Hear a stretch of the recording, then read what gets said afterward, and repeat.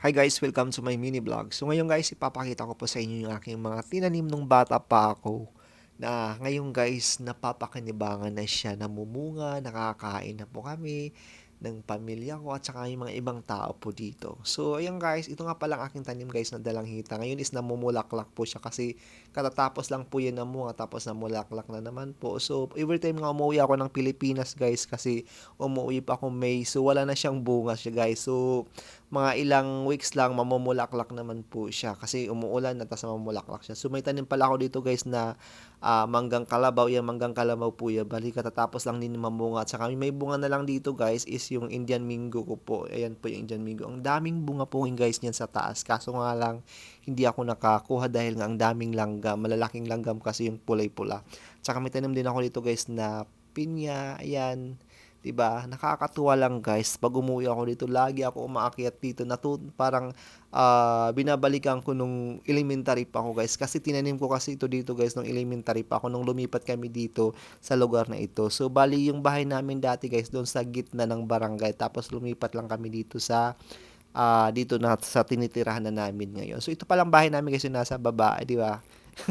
Sa taas guys, yung mga tanim ko may langka, may dalanghita, Indian Mingo, pinya, di ba? Nakakatuwa guys talaga. Kaya every time talaga namumunga yung mga ano dito, yung mga prutas po namin. Prutas, ang dami prutas, di ba? Ang dami nakakain dyan. Siyempre hindi kami madamot guys. Pag mayroon nang hihingi, binibigyan namin, di ba? Ganon dapat tayo mapagbigay. So ayan nga pala guys, nakikita nyo sa taas ang dami mga bilog-bilog po. Ano po yan is mga bunga po yan. Naniniwala talaga ako guys sa kasabihan, sabi nga nila, pag Mayroon kang tinanim, mayroon kang aanihin. di ba, nakakatuwa. So, ngayon, so every time guys na umuwi ako ng Pilipinas, pumapasyal ako dito sa taas, dito sa mga tinanim kong mga prutas. Kasi ang sarap guys sa pakiramdam na nung dati maliliit pa sila nung tinanim ko.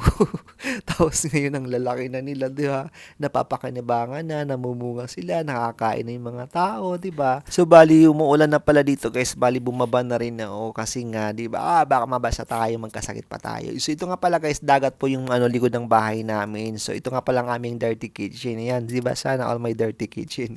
So dahil dyan kami guys nagluluto ng mga pagkain lagi. Alang naman naglalaba, di ba? Dirty kitchen nga.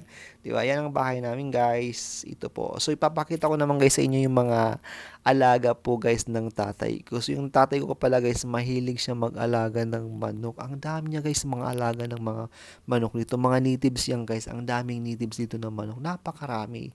Sobrang dami talaga. Yung iba dito nangingitlog. Ang iba naman dito guys, bagong panganak.